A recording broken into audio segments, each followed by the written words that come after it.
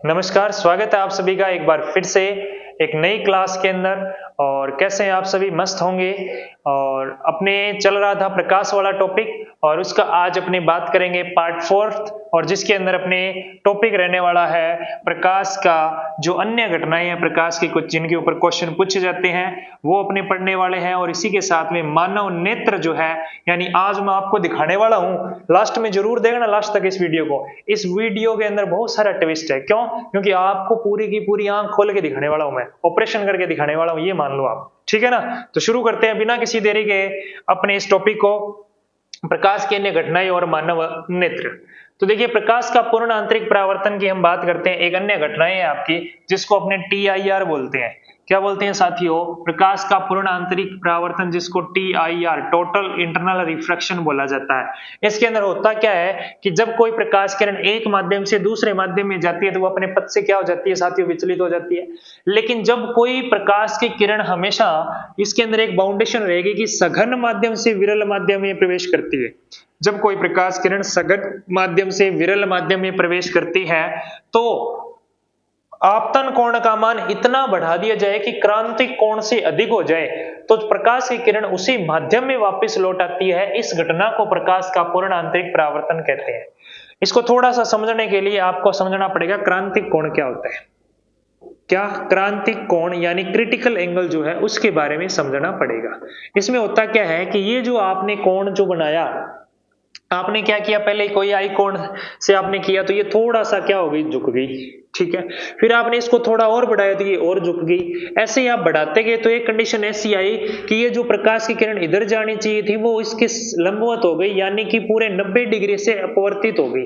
यानी आपतन कोण का वह मान जब अपवर्तित किरण 90 डिग्री पे हो जाए, यानी अपवर्तन कोण का मान 90 डिग्री हो जाए, उस आपतन कोण के मान को ही हम क्रांतिक कोण कहते हैं। बात समझ आई क्या? भी जैसे जैसे कोण का मान बढ़ा रहे हैं, ये विरल माध्यम से जाती है तो नीचे आ रही है। ये कंडीशन याद रखना कि पूर्ण आंतरिक परावर्तन हमेशा कब मिलेगा? जब प्रकाश की किरण कहां से कहां जाए? सघन से विरल में जाए। इसके ऊपर भी एक बार प्रश्न पूछा जा चुका है, ये बाउंडेशन है। ठीक है।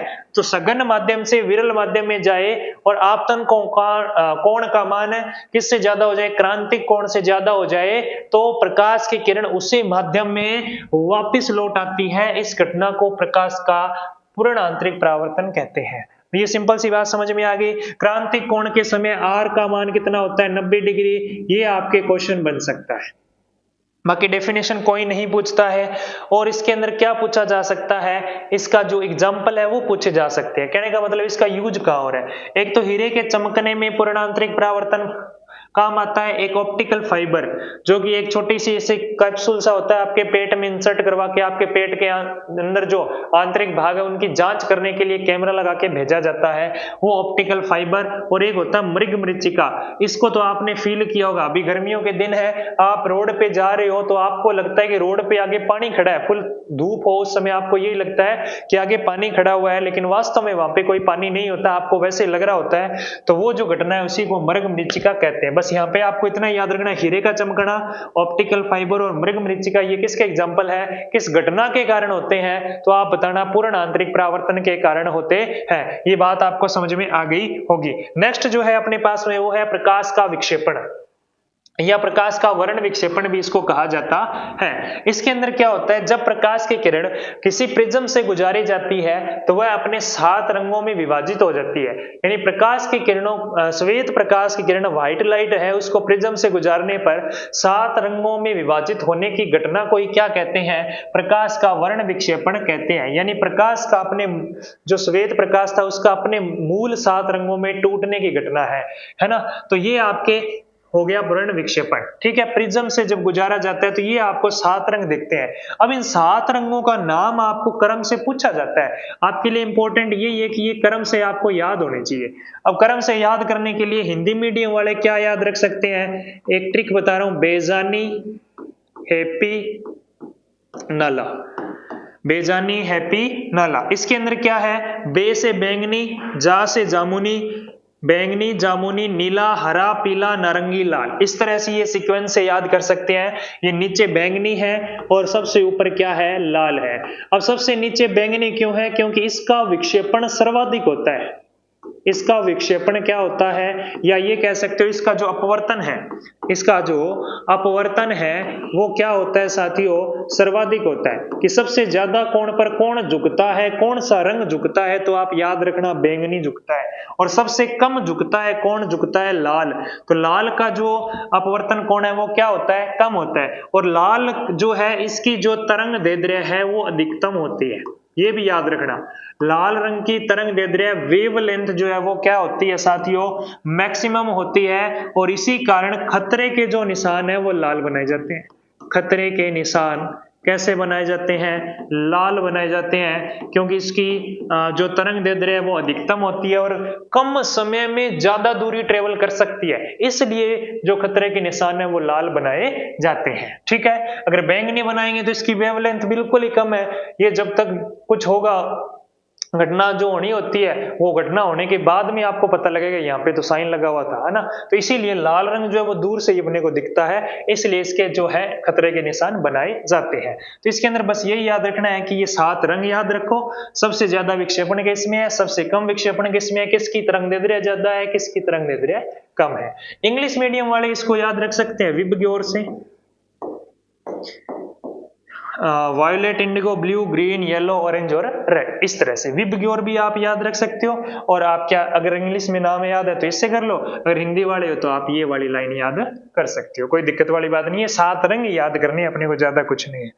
और क्या याद रखना है इसके जो एग्जाम्पल है, जैसे प्रिज्म से गुजारने पर 7 रंग दिखना, ये वर्ण विक्षेपण है। ऐसे इंद्रधनुष बनना भी क्या है, वर्ण विक्षेपण है।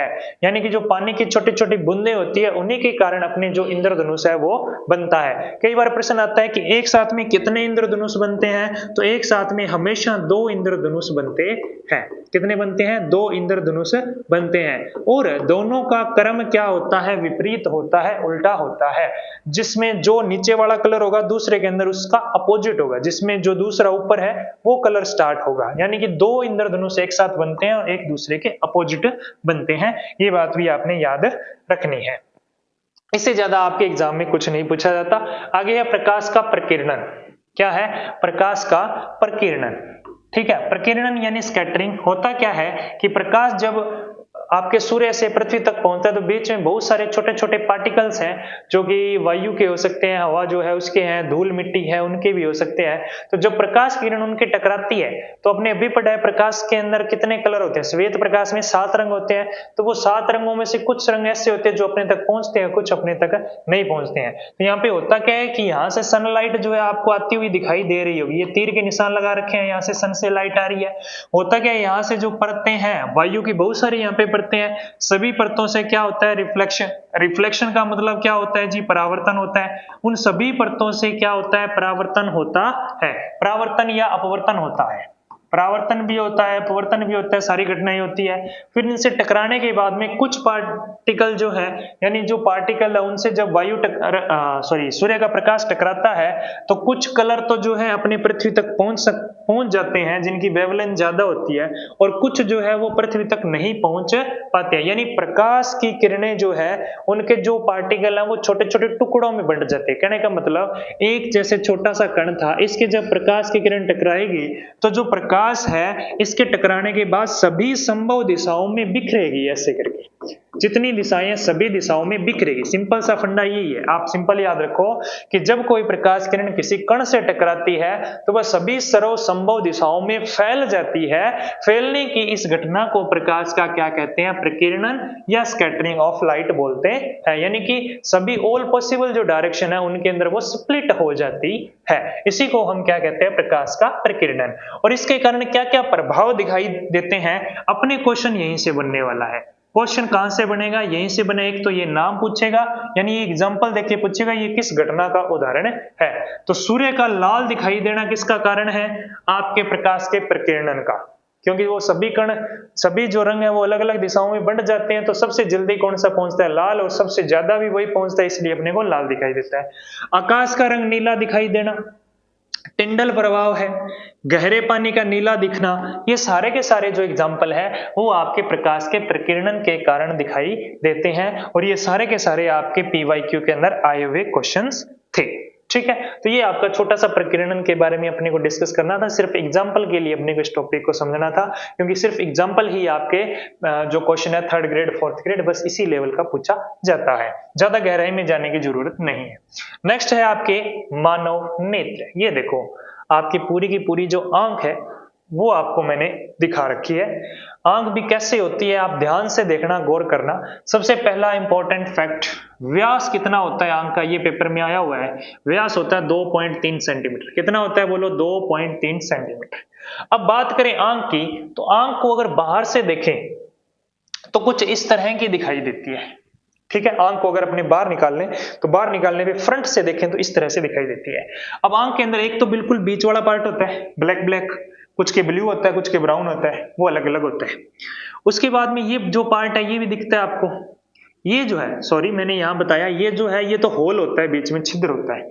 इसको तो क्या कहते हैं, पुतली कहते हैं। बीच में होल होता है उसको तो क्या कहते हैं, पुतली। और बीच में ये जो दिख रहा है ना, इतना इतना पार्ट है, इसका रंग होता है अलग अलग, किसी के काला, किसी के भूरा, किसी के कुछ अलग, इस तरह से। तो ये जो होता है इसको कहते हैं अपने, क्या कहते हैं जी, परितारिका कहते हैं। इसको क्या कहते हैं, परितारिका। और ये जो है ये आपके रंग अलग अलग होते हैं।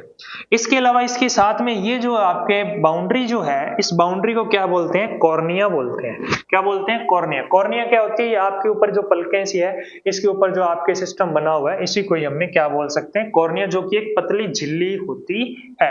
यानी इसके ऊपर एक लेयर बिछी हुई होती है, पूरी के ऊपर एक लेयर बिछी होती है, जिसके आर पार देखा जा सकता है, पारदर्शी होती है, उसे हम कॉर्निया कहते हैं।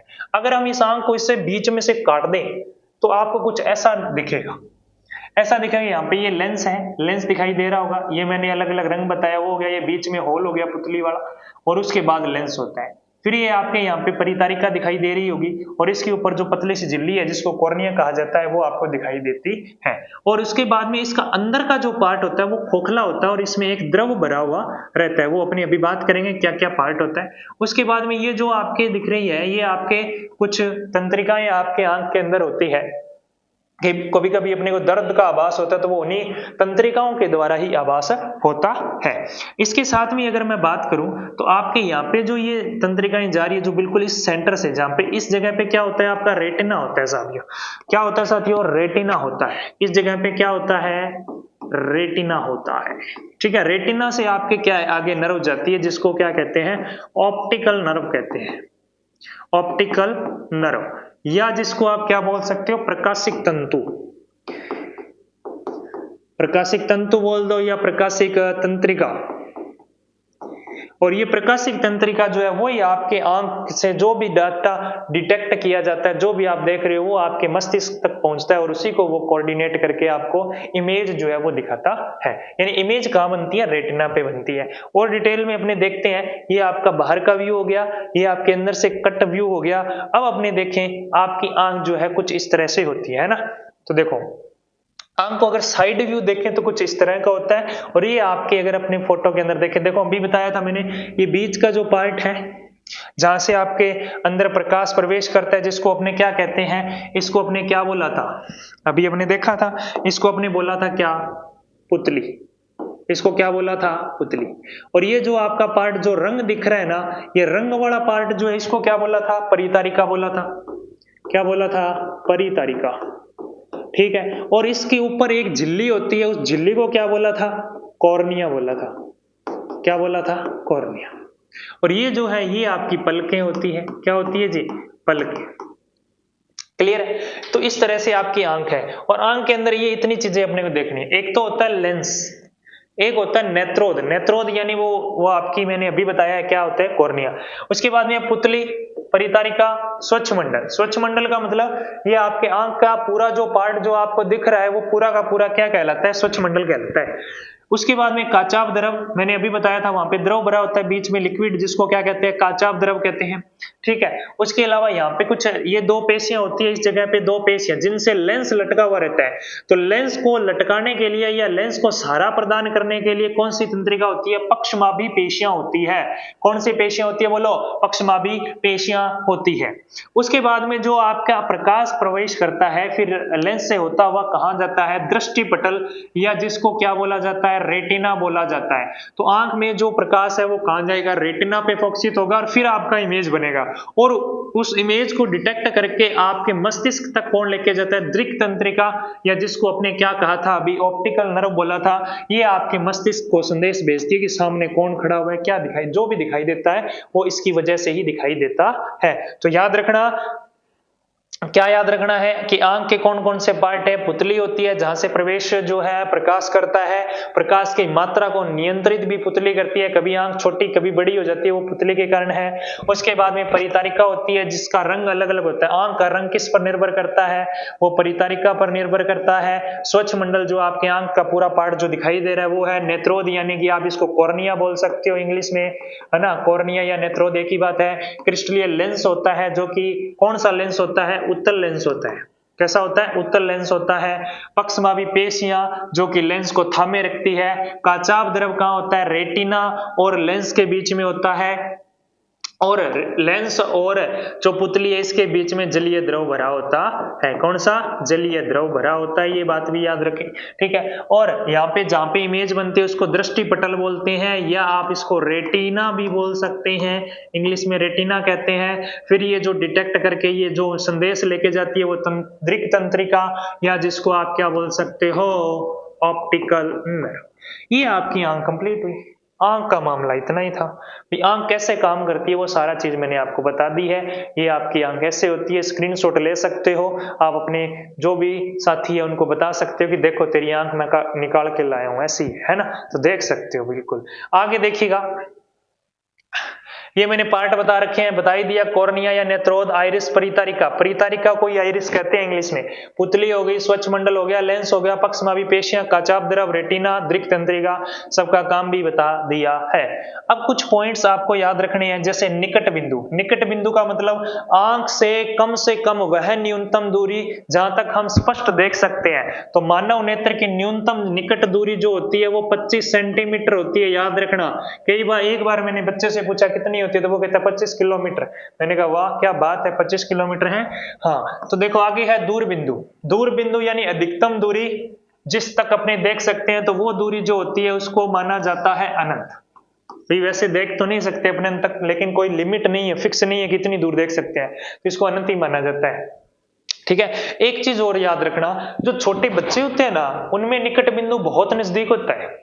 आपने देखा होगा जब अपने बच्चे थे, अपने खुद बच्चे थे, अपने बच्चे तो पता नहीं कब हुए है ना, अपने खुद बच्चे थे या जो बच्चे आप देख रहे हो, तो उन बच्चों को देखते होंगे आप, जब होमवर्क करते हैं तो वो बिल्कुल कॉपी के ऊपर आंख करके फिर वो होमवर्क करते हैं, पूरा उसके ऊपर लेट जाते हैं, उनको दिखाई देता है ना। आपको कि सर आप तो कह रहे हो दिखाई देता है 25 सेंटीमीटर से, तो मैं यही कह रहा हूँ कि अपने जो वयस्क मनुष्य हैं उनके लिए 25 सेंटीमीटर है, लेकिन जो छोटे बच्चे होते हैं उनका जो निकट बिंदु है वो 8-9 सेंटीमीटर ही होता है, क्योंकि जैसे जैसे आंख बड़ी होती है उसका निकट बिंदु दूर होता रहता है। तो ये बात याद रखना, छोटे बच्चों के निकट बिंदु नजदीक होता है, जैसे वयस्क हो जाता है उसका परमानेंट फिक्स हो जाता है, कितना माना जाता है, 25 सेंटीमीटर माना जाता है। भाई ऐसे थोड़ी है, मनुष्य के लिए कुछ चीजें फिक्स थोड़ी कर सकते हैं, वो तो एक क्या है, एक क्राइटेरिया बना दिया है, ठीक है। अपने पेपर के लिए 25 सेंटीमीटर ही रहेगा भाई, ठीक है। अगले आगे है समंजन क्षमता। भी अपने आंख के अंदर जो लेंस है वो लेंस ऐसे नहीं है कि जितना बड़ा है उतना ही रहता है, वो मांसपेशियों से बना हुआ है, और ये लेंस जो है वो छोटा या बड़ा हो जाता है, यानी अपना साइज जो है वो छोटा बड़ा कर लेता है। किसकी सहायता से, जो आपकी तंत्रिकाएं थी, यानी जो आपके मांसपेशियां थी, उन मांसपेशियों के सहारे वो अपने साइज को छोटा बड़ा कर सकता है। यानी कि लेंस को अपना आकार या छोटा या बड़ा करने की क्षमता क्या कहलाती है, समंजन क्षमता कहलाती है। यानी कि लेंस के द्वारा, कौन सा लेंस, मानव नेत्र लेंस, मानव नेत्र लेंस द्वारा, मानव नेत्र लेंस द्वारा अपने फोकस को, या फोकस दूरी बोलो, फोकस दूरी को बढ़ाने या घटाने की क्षमता, बढ़ाने या घटाने की क्षमता क्या कहलाती है, लेंस क्षमता कहलाती है। याद रख लोगे ना, कोई दिक्कत वाली बात नहीं है, सिंपल। आगे देखो, आगे है नेत्र विकार, यानी आंख के कुछ दोष हैं, वो दोष मैं आपको पढ़ा रहा हूं। अब कहते हैं ना कि ये नजदीक की चश्मा है, ये दूर की है, मेरे भी लगे हुए हैं, ये देखो। तो ये जो है कौन सा किसके क्या लगता है, क्या सिस्टम होता है, वो दिखाता हूं मैं आपको। कुछ तो अपने ये एक्सेप्शन भी फैलाते हैं कुछ लोग कि ज्यादा मोबाइल से भी हो जाता है, कई बार बिना मोबाइल भी हो जाता है। तो उसका रीजन, एक्चुअल रीजन क्या है वो देखते हैं ना। तो देखो, नेत्र विकार जो है, पहला जो है निकट दृष्टि दोष, जिसको अंग्रेजी मीडियम वाले मायोपिया के नाम से जानते हैं। ठीक है, अब मायोपिया होता क्या है कि जैसे मान लो ये सही आंख है कि जिसके अंदर ये कोई बिंदु था, इसका जो इमेज है वो डायरेक्ट यहाँ पे बन रहा है, यहाँ पे बन रहा है, कहां पे बन रहा है, रेटिना पे बन रहा है। कहां पे बन रहा है, रेटिना पे। लेकिन हुआ क्या कि इस लेंस की फोकस थी या जो सिस्टम था वो ऐसा हो गया कि इसने फोकस कहां पे करना था, रेटिना पे, लेकिन इसने रेटिना से पहले ही किसी बिंदु पर फोकस कर दिया और यहाँ पे क्या बना दिया, इमेज बना दिया। क्या अब रेटिना पे जाएगा, नहीं जाएगा। रेटिना पे जाएगा तो क्या दिखेगा कि नहीं दिखेगा। ठीक है, अब क्या हो गया कि जो लेंस है वो उसको पहले ही फोकस कर रहा है, पहले ही फोकस कर रहा है, यानी कि वो लेंस के निकट फोकस कर रहा है, निकट फोकस कर रहा है। तो इसका नाम क्या पड़ गया, निकट दृष्टि दोष। क्या पड़ गया, निकट दृष्टि दोष। इसको दूर करने के लिए ये लेंस लगाया मैंने, ये कुछ प्रकाश की किरणों को फैलाएगा तो डायरेक्ट ये कहां पे चली जाएगी, रेटिना पे चली जाएगी। तो निकट दृष्टि दोष को दूर करने के लिए कौन सा लेंस लगाते हैं, बोलो बच्चों, अवतल लगाते हैं। कौन सा लगाते हैं, अवतल। अब इसका कारण क्या हो सकता है, ये नेत्र गोलक है, ये नेत्र का जो गोला होता है, एक बॉल सी है, इस बॉल को नेत्र गोलक बोलते हैं बच्चों। क्या बोलते हैं, नेत्र गोलक। तो नेत्र गोलक जो है, क्या नेत्र गोलक जो है उसका आकार क्या हो जाता है, बड़ा हो जाता है। क्या हो जाता है, बड़ा। एक रीजन तो ये है। दूसरा रीजन है कि लेंस की फोकस दूरी जो है, लेंस की जो फोकस दूरी है वो घट जाती है। ये दो कारण है। ठीक है, ओके। अब बात समझ में आ गई, किससे सही होगा, अवतल से सही होगा, अवतल यानी माइनस वाला। ठीक है, अब मैंने एक प्रश्न पूछा, अगर आपने पिछली वीडियो देखी है तो इस क्वेश्चन का आंसर आप कमेंट बॉक्स में लिखो। -5 डायोप्टर का लेंस है तो वो किस नेत्र दोष को सही करेगा, ये आपने कमेंट में लिखना है। ठीक, चलो नेक्स्ट देखो, दूरदृष्टि दोष, जिसको हाइपरमेट्रोपिया कहते हैं। दूरदृष्टि दोष इंग्लिश वाले हाइपरमेट्रोपिया कहते हैं। ठीक है, अब हुआ क्या, ये तो सही वाली आंख है, पहले भी दिखा दी मैंने। अब इसने क्या किया कि ये नेत्र गोलक हो गया छोटा, तो इसने जितना फोकस करना था ये आंख से बाहर निकाल रहे हैं इसको, यानी आंख के बाद में बन रहा है, यानी दूर कर दिया। क्या कर दिया, दूर। उसमें क्या किया, निकट। इसमें क्या किया, दूर। दूर किया तो दूरदृष्टि दोष। दूरदृष्टि दोष है तो इसको पहले लाना है, पहले लाना है तो एक और फोकस करना पड़ेगा, यानी इसमें कौन सा लेंस यूज करते हैं, उत्तल। उत्तल जो है फोकस करता है, अवतल फैलाता है। तो उसमें तो फैलाना था अवतल, इसमें क्या करना है, इकट्ठा करना है, तो किसको लगाया, उत्तल को, कन्वेक्स को लगाया। तो इस तरह से इसके लिए यूज करते हैं। और इसका जो कारण है, एक तो है नेत्र गोलक का क्या होना, नेत्र गोलक उसमें क्या हो रहा था, बड़ा, तो इसमें नेत्र गोलक क्या हो जाएगा साहब, छोटा हो जाएगा। और दूसरा क्या हो जाएगा, फोकस जो है, फोकस जो है वो क्या हो जाएगा, बढ़ जाएगा, फोकस बढ़ जाएगा। ये दो कारण हैं जिसके कारण हाइपरमेट्रोपिया होता है। बात समझ गए होंगे। कोई भी डाउट हो, कोई भी समस्या हो, मन में कोई भी उथल पुथल हो, कोई भी दिमाग में समस्या चल रही हो इस टॉपिक से रिलेटेड, तो कमेंट बॉक्स में लिख देना, उसका जवाब मिल जाएगा। चलो अगला जो है वो है जरा दूर दृष्टि दोष। अरे भाई प्रेस बायोपिया इंग्लिश वाले कहते हैं।